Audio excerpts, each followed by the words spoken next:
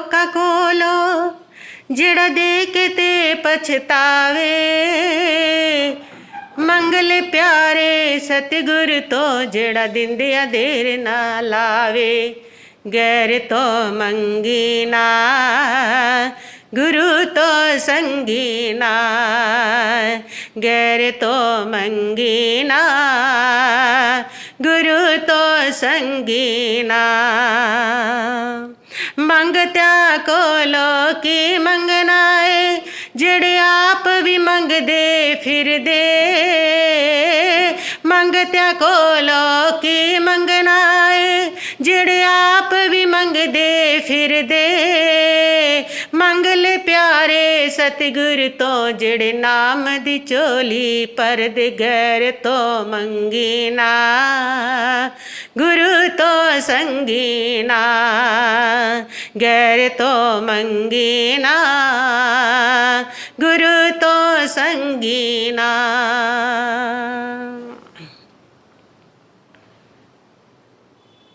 त्रिभुवन पीड़ा हरन हार हो। तुमको मेरा नमस्कार। जके उज्ज्वल अलंकार प्रणाम तुम्हें मेरा हर बार। तीन लोक के नाथ आपके चरणों में जाऊं बलिहार। भवसागर के शोषण हरेता तुमको वंदन बारंबार। भवसागर के शोषण हरेता तुमको वंदन बारंबार।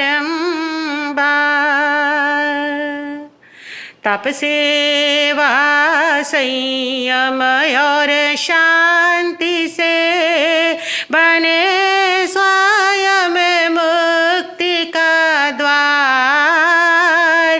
उत्तम चर्या उत्तम साधना उत्तम था जिनका आचार।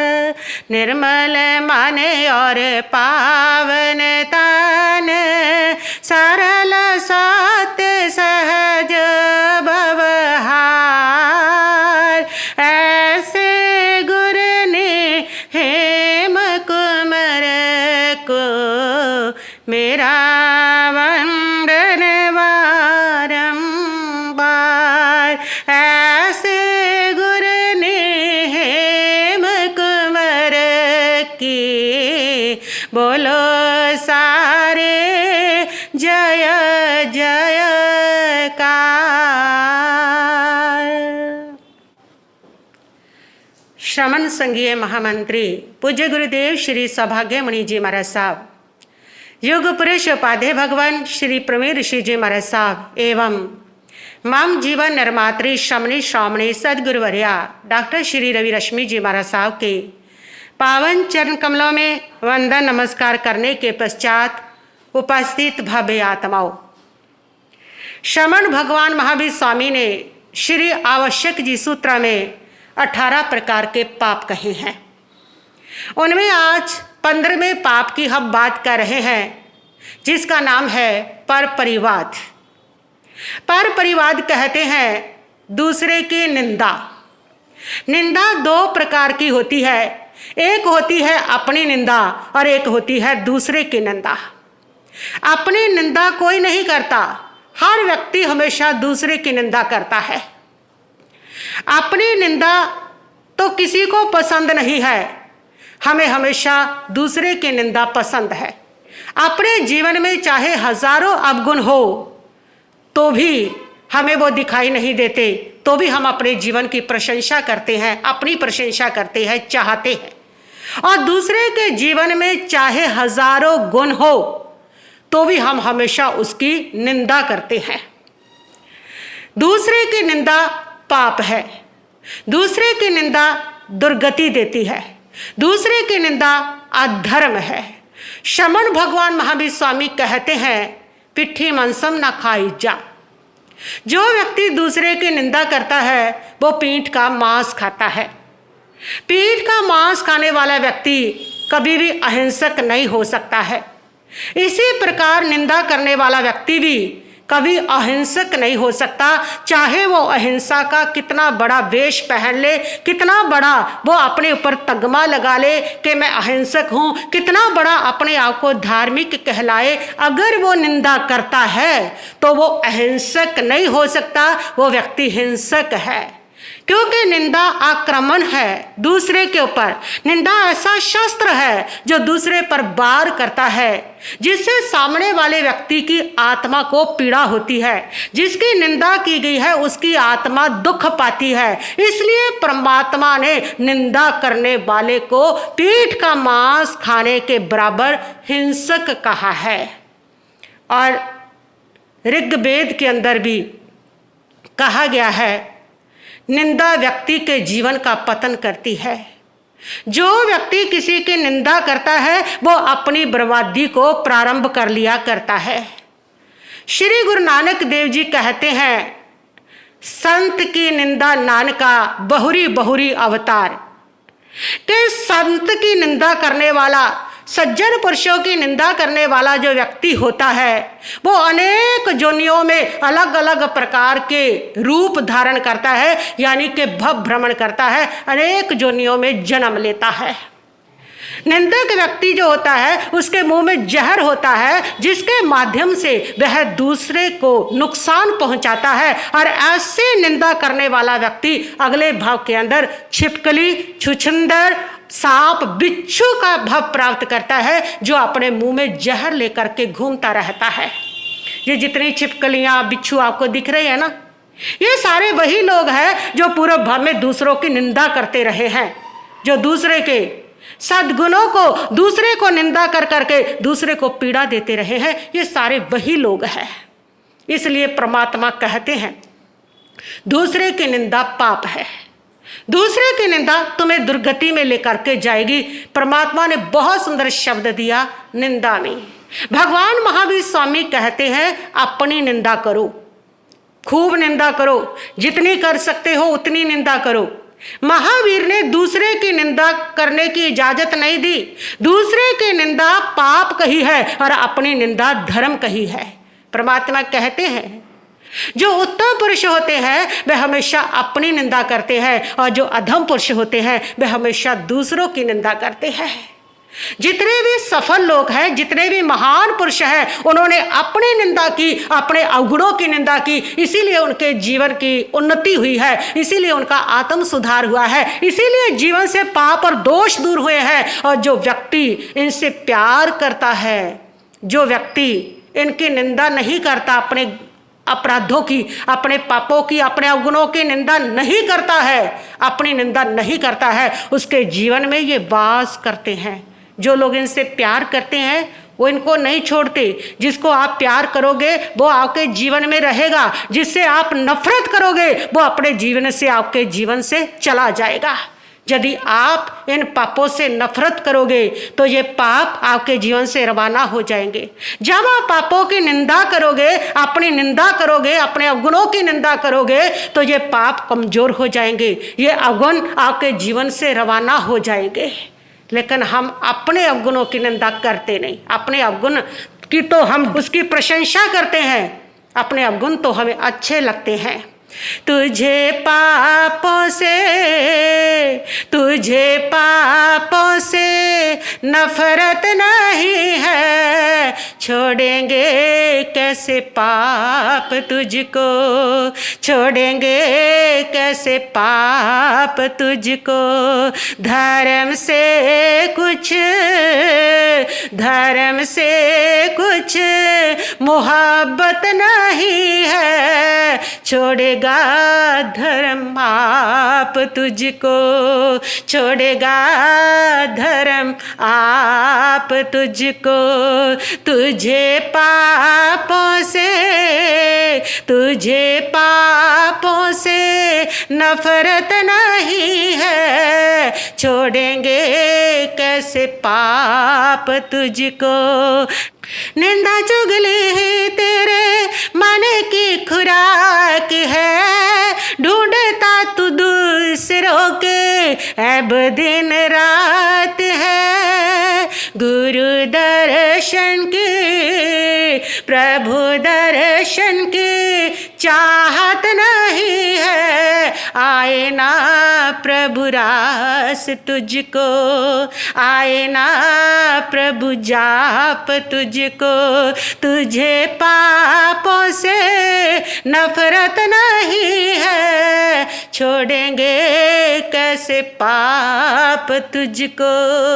प्रभु महावीर यही कहते हैं, जब तक तुम अपने पापों की निंदा नहीं करोगे, अपने दोषों की निंदा नहीं करोगे, ये पाप, ये दोष तुम्हारे जीवन से जाएंगे नहीं। इसलिए परमात्मा कहते हैं अपनी निंदा करो, अपने दोषों की निंदा करो। जब जब तुम दूसरे के दोषों की निंदा करोगे, जब जब तुम दूसरे के पापों की निंदा करोगे, वे पाप तुम्हारे जीवन में पहुंच जाएंगे।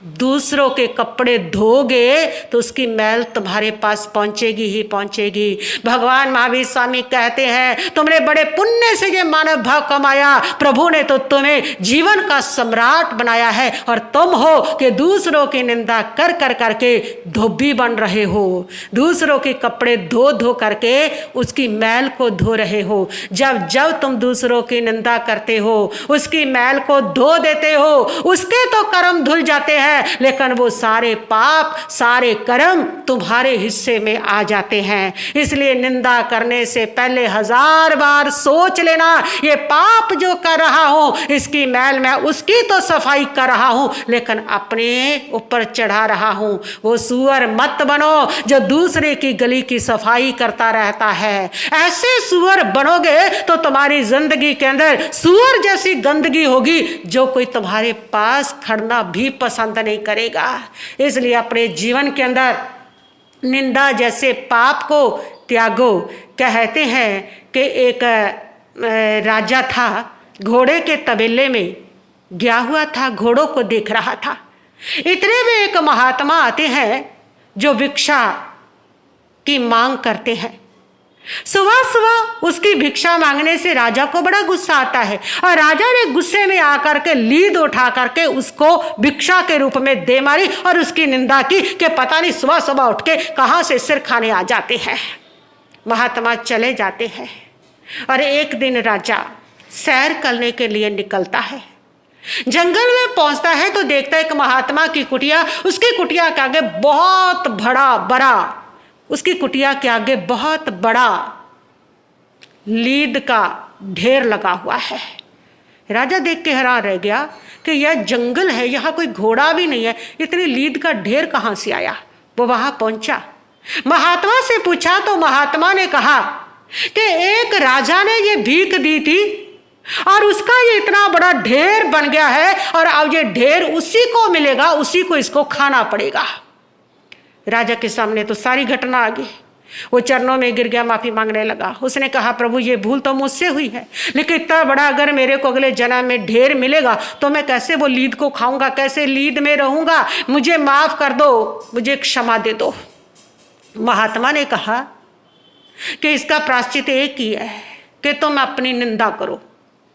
जैसे भी तरीके से निंदा तुम्हारी होगी, जब जब तुम्हारी निंदा होगी तो तुम्हारा पाप ये बारा धुल जाएगा, और कोई रास्ता नहीं है इस पाप को खत्म करने का। उसने कहा ठीक है, और राजा आया, और आ करके राजा चौक में आके बैठ गया। बैठ करके उसने पागलों का वेश बना लिया।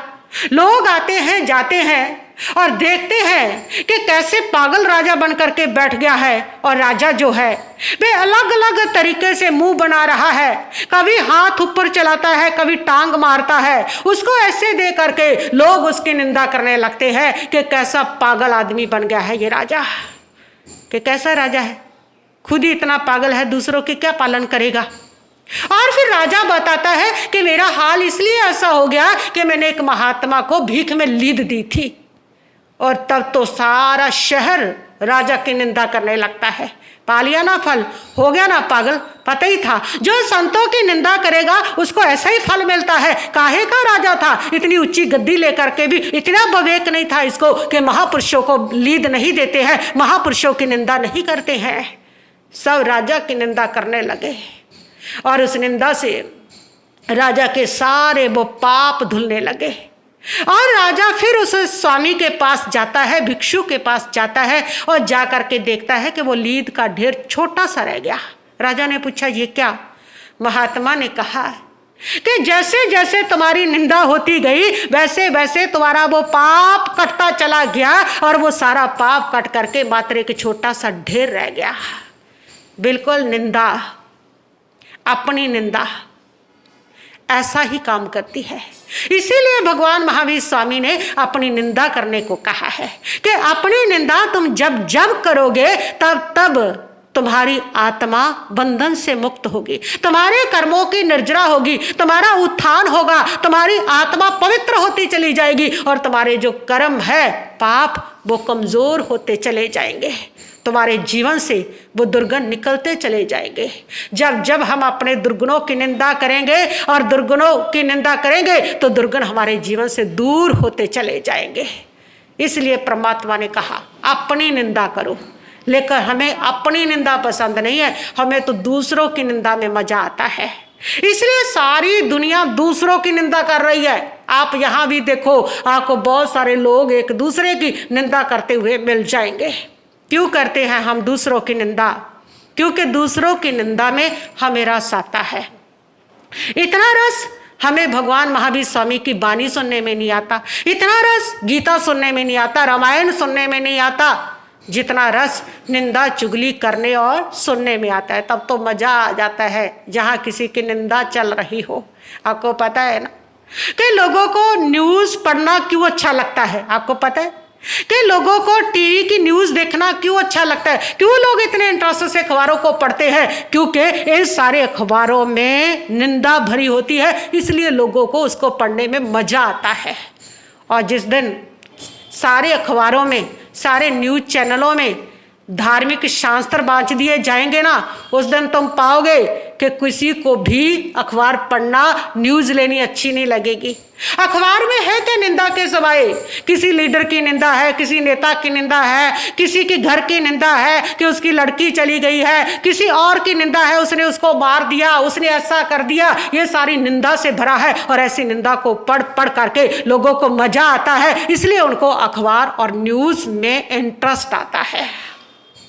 और अगर यहाँ पर कोई धार्मिक बातें कही जाए तो यही अखबार अच्छे नहीं लगेंगे। और जिस दिन कोई ऐसी निंदा की घटनाएं कम होती है ना, उस दिन भी अखबार पढ़ना अच्छा नहीं लगता, टीवी की न्यूज़ भी अच्छी नहीं लगती। उस दिन भी लोगों को लगता है कि आज कोई मज़ेदार अखबार में कुछ नहीं है, कुछ नहीं था आज के अखबार में, क्योंकि उस दिन निंदा पर्याप्त नहीं थी। तो ये सारा रस निंदा का रस है। बच्चों को गेम खेलने में रस आता है। क्यों आता है? क्यों अच्छी लगती है? क्यों मजा है? क्योंकि गेम के अंदर दूसरों को हराया जा रहा है। दूसरों को हराना, दूसरे को गिराना जिस जिस फिल्म में होगा, जिस जिस गेम में होगा, उस गेम में बड़ा रस आएगा, क्योंकि दूसरे को गिराना निंदा है। यही पसंद है हर व्यक्ति को। इसलिए स्वामी विवेकानंद कहते हैं, जहाँ चूहे मरते हैं तो प्लेग की बीमारी फैलती है, जब इंसान की जमीर मरती है तो निंदा की बीमारी वहाँ से फैला करती है। प्लेग की बीमारी का तो फिर भी इलाज हो गया है, टीके लग गए, इंजेक्शन लग गए, उसका इलाज हो गया। लेकिन इस निंदा चुगली की बीमारी का कोई इलाज नहीं हुआ आज तक। कोई ऐसा इंजेक्शन नहीं बना भाई जिसको निंदा की बीमारी लगी है उसको वो इंजेक्शन दे दिया जाए ताकि उस बेचारे की निंदा की बीमारी ठीक हो जाए। निंदा बहुत खराब है। इसलिए मनोवैज्ञानिक भी कहते हैं कि जो व्यक्ति जितना ज़्यादा पतित होता है, जो व्यक्ति जितना पाप से, अपराध से, क्राइम से भरा हुआ होता है, वह व्यक्ति उतनी ही ज़्यादा निंदा करता है। यानी कि निंदा की प्रवृत्ति जो है उसका अपना आचरण है, जिसका जैसा आचरण वैसी उसकी प्रवृत्ति हो जाती है। तो निंदा करने वाले व्यक्ति का आचरण हमेशा घटिया होता है, इसलिए उसकी प्रवृत्ति दूसरे की निंदा करने की हो जाती है। और जितने भी क्राइम है, पाप है, अपराध है ना, उसके लिए सजा का प्रावधान है।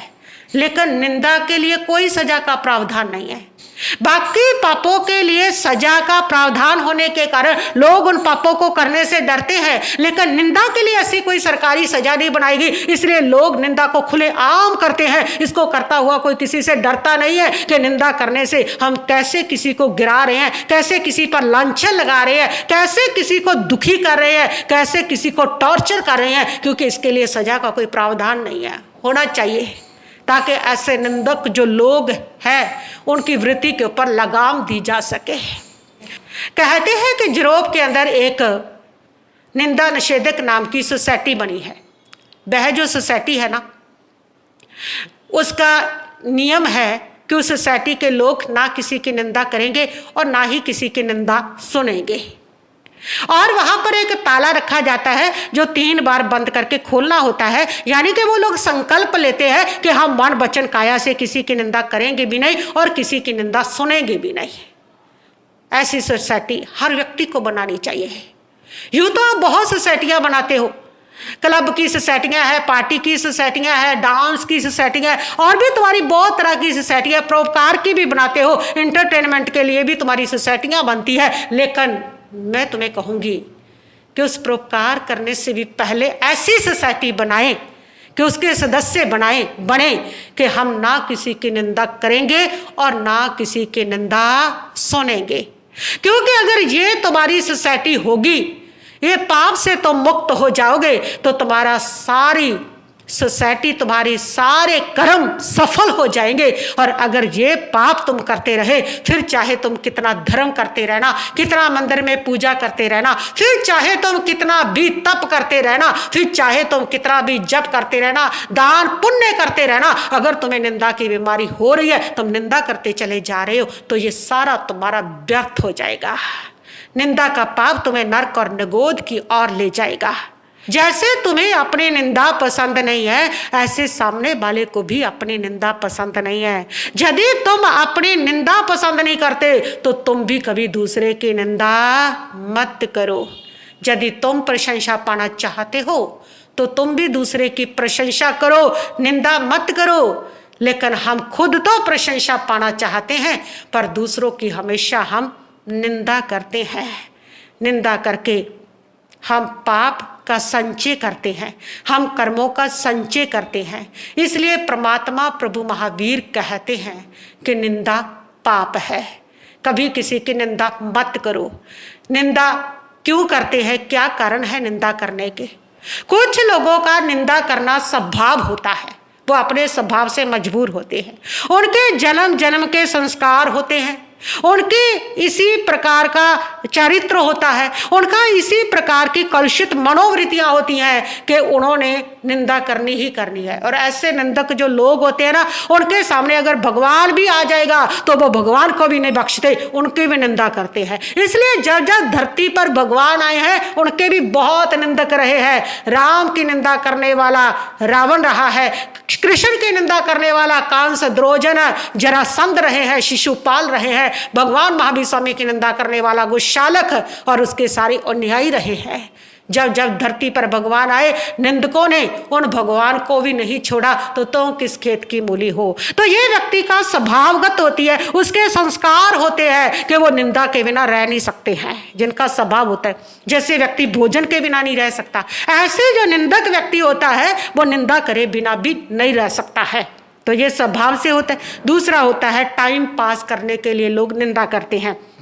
जो लोग खल्ली हैं, जिनको कोई काम नहीं, जो निठल्ले हैं, अब और क्या करें, बैठे इधर उधर बस लोगों की निंदा करते रहते हैं, कौन कैसा है, क्या है, क्यों है, ये सब खाली लोगों का काम है। और ऐसे जितने लोग घर से रटा दे देते हैं ना बच्चे कि अब तुम्हें घर में कोई जरूरत नहीं, बाहर जाओ, ऐसे लोग भी बाहर बैठ करके चौपाल पर, मंदिरों में, कहीं भी बैठ करके 4-4 लोगों की जोटी बना करके बस निंदा का शास्त्र पढ़ते रहते हैं। तो ये होता है टाइम पास करने के लिए निंदा करना। औरतें इस काम में बहुत ज़्यादा माहिर होती है, वो भी अपना टाइम पास करने के लिए घर का काम कर लिया, उसके बाद टाइम पास करने के लिए 4 सहेलियां मिल करके इधर उधर की निंदा करती रहती है।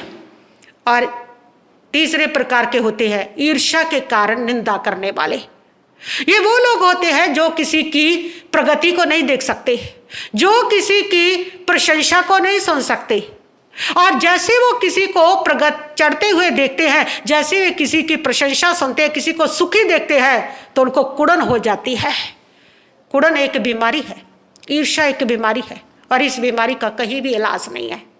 कहते हैं कि एक व्यक्ति बहुत मोटा था और एक बार वो पतला हो गया, बिल्कुल 100 किलो का उसका वजन था, और इतना पतला हो गया कि वह मात्र 40 किलो का रह गया। लोग उसको देखते तो बहुत हैरान होते, और लोग उससे पूछते कि क्या हो गया तुम्हें, तुम इतने कमजोर कैसे हो गए? तो वह कहता था कि देखते नहीं हो, पहले शहर के अंदर मेरी कोठी सबसे ऊंची थी, मेरा बंगला, और अब मेरे पड़ोसी का हो गया, वो सारा दिन मुझे चुपता रहता, दुखता रहता है, बस उस तकलीफ के कारण, उस पीड़ा के कारण मैं कमजोर हो गया हूँ। अब बताइए, इसका इलाज है कहीं पर? कोई आयुर्वेदिक विज्ञान के अंदर, हेमोपैथी के अंदर, मेडिकल साइंस के अंदर कहीं पर भी इस बीमारी का कोई इलाज नहीं है। तो ऐसे जो ईर्ष्यालु लोग होते हैं, वो अपनी ईर्ष्या के कारण और उसको तृप्त करने के लिए, अपने आप की जलन को शांत करने के लिए, वो गुणी लोगों की निंदा करते हैं, उनकी निंदा करते हैं जो सफल लोग होते हैं। निंदा हमेशा सफल व्यक्ति की करता है, होती है, और सफल व्यक्ति की कभी कोई निंदा नहीं करता। जिस व्यक्ति के अंदर गुण होते हैं, निंदा भी उसी की होती है, और गुणी व्यक्ति की कोई निंदा नहीं करता है। इसलिए अगर तुम्हारी कोई निंदा कर रहा है तो समझ लेना कि गुण तुम्हारे अंदर है, तभी तुम्हारी निंदा हो रही है। कुछ योग्यता तुम रखते हो, तभी तुम्हारी निंदा हो रही है। तो ईर्ष्या के कारण लोग निंदा करते हैं जब कोई सफल इंसान बनता है। और चौथा कारण है कि लोग अहंकार के कारण निंदा करते हैं। हर व्यक्ति को लगता है मैं सबसे श्रेष्ठ हूं, मैं बड़ा हूं, मैं सबसे ऊंचा हूं, और जब वो किसी दूसरे को अपने से श्रेष्ठ देखता है, जब अपने से दूसरे को आगे बढ़ता हुआ देखता है, दूसरे को अपने से बड़ा बनता हुआ देखता है, तो उसका अहंकार उसको चोट देता है, और उस अहंकार का पोषण करने के लिए तब वो व्यक्ति उसकी निंदा करके, उसको नीचे गिरा करके खुद को श्रेष्ठ, बड़ा और ऊंचा साबित करना चाहता है। इसलिए भी कुछ लोग जो होते हैं वो निंदा करते हैं। निंदा कैसी भी हो, निंदा निंदा है, निंदा जहर है। जहर तो एक बार मारता है, लेकिन निंदा का जो जहर है वो जन्म जन्मांतर तक इंसान को मृत्यु देता चला जाता है। बहुत भयंकर है निंदा का कर्म। छिद्रणावेशी होता है जो व्यक्ति, जिसकी दृष्टि में दोष होता है, उसके जीवन में उतनी ही निंदा की प्रवृत्ति होती है। दूसरों के दोष देखोगे तो जीवन में दोष आते हैं, और दूसरों के गुण देखोगे तो जीवन में गुण आते हैं। जैसी दृष्टि होती है वैसी हमारे जीवन की सृष्टि हुआ करती है। इसलिए अपने जीवन के अंदर कभी किसी के दोषों को मत देखना। मेरी भावना में इसीलिए ये पढ़ा जाता है कि हम गुणी जनों के गुणों को देखें, उनके गुणों को देख करके प्रसन्न होएं, ताकि हमारे जीवन में गुण आए और निंदा की प्रवृत्ति ना आए। गुणी जनों को देख हृदय में मेरे प्रेम उमड़ आए, बने जहाँ तक उनकी सेवा करके यह मन सुख पाए। हो नहीं कृत घन कभी मैं, द्रोह न मेरे उर आए, गुण ग्रहण का भाव रहे नित, दृष्टि न दोषों पर जाए। मेरी भावना में यही एक प्रार्थना प्रभु से की गई है कि प्रभु मेरी दृष्टि कभी किसी के दोष पर ना जाए। जब जब आपकी दृष्टि दूसरों की दोष पर जाएगी, तब तब निंदा जैसा पाप आपके जीवन में पसरेगा, तब तब निंदा आपको जकड़ेगी। और जब जब आप किसी के गुणों को देख करके प्रसन्न होंगे, तब तब गुण आपके जीवन में पहुंचेंगे, धर्म आपके जीवन में पहुंचेगा। इसलिए कहा है कि प्रभु मैं कभी किसी की निंदा ना करूं, मैं कभी किसी के अवगुण ना देखूं, गुणों को देख करके प्रसन्न होना सीखे। हर व्यक्ति के जीवन में गुण भी रहे होते हैं, अवगुण भी रहे होते हैं। ये आपके ऊपर डिपेंड होता है कि आपने क्या देखना है, उसके गुण देखने हैं या अवगुण देखने हैं। जैसी आपकी चित्तवृत्ति है, जैसे आपके संस्कार हैं, आप वैसा देखेंगे। अगर आपकी चित्तवृत्ति कलुषित है तो आप गुणी में भी अवगुण देखेंगे, और अगर आपकी चित्तवृत्ति निर्मल है, आपका चरित्र सुंदर है, तो आपको अवगुणी में भी गुण नजर आएंगे। जैसे कृष्ण महाराज को एक मरे हुए कुत्ते में भी उसके मोतियों जैसे दांत नजर आते हैं। जिस मरे हुए कुत्ते में सब लोगों को बदबू आती है, उस मरे हुए कुत्ते में श्री कृष्ण प्रशंसा करते हो। सब मरे कुत्ते के दांतों की श्री कृष्ण प्रशंसा करते हैं कि कितने सुंदर अनार जैसे दांत है। तो जो जितना श्रेष्ठ पुरुष होता है, उत्तम पुरुष होता है, वो अवगुणों में भी उसको गुण नजर आते हैं, और जो अधम पुरुष होता है उसको गुणवानों में भी अवगुण नजर आते हैं। ये व्यक्ति की चित्तवृत्ति के ऊपर होता है कि उसको क्या नजर आता है, और जैसा उसको नजर आता है वैसी ही उसकी फिर वृत्ति होती है। जो दोष देखता रहेगा वो निंदा करेगा ही करेगा। दोष देखने वाला व्यक्ति अपने चारों ओर ऐसा नकारात्मक वातावरण निर्मित कर लेता है जिसमें उसको चारों ओर सब दोषी ही दोषी नजर आते हैं, सब पापी ही पापी नजर आते हैं, चारों ओर उसको सब अपने शत्रु ही शत्रु नजर आते हैं। ऐसा वो वातावरण निर्मित कर लेता है। इसलिए महापुरुष कहते हैं अपने जीवन के अंदर गुणों को देखें, गुणी जनों के गुणों की प्रशंसा करें, उसकी अनुमोदना करें। इससे आपके जीवन की जो निंदा जैसी प्रवृत्ति है उसको लगाम लग जाएगी। जो लोग अपने दुश्मन बनाना चाहते हैं वो निंदा करना शुरू कर दें, फ्री में उनके दुश्मन बन जाएंगे। और जो लोग सबको अपना मित्र बनाना चाहते हैं वो अपनी निंदा रूपी जीव को लगाम दे दें, सारी दुनिया उनकी मित्र बन जाएगी। मैत्री का सूत्र पैदा होता है निंदा ना करने से। निंदा करने वाला व्यक्ति किसी से मैत्री नहीं साध सकता। अगर निंदा करने वाला व्यक्ति मैत्री की बात करता है तो उसकी मैत्री की बात झूठी होती है, असत्य होती है। इसलिए जब कोई आपके पास निंदा करता है आकर के किसी की, तो आप उसकी प्रशंसा शुरू कर दे। निंदा करने वाले की निंदा अपने आप समाप्त हो जाएगी। उनके गुणों की प्रशंसा शुरू करें तो निंदा की हिम्मत किसी की नहीं होगी।